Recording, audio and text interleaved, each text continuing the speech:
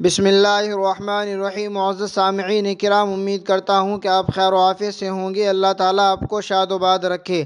ناظرین کرام، کیا شب برات کا روزہ رکھنا ضروری ہے؟ اسی کو سمجھنے کے لیے علماء دیوبند کا فتویٰ دیکھ لیتے ہیں۔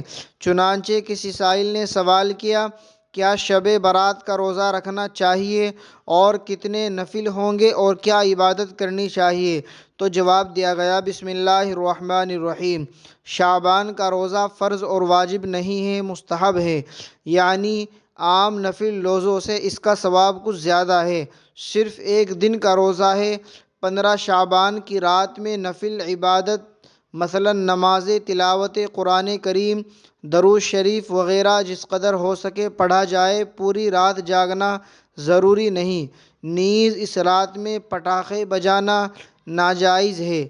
قبرستان جانے کو ضروری سمجھنا، قبرستان میں چراغاں کرنا، اگربتی موم بتی جلانا، یہ سب امور بدعت ہیں۔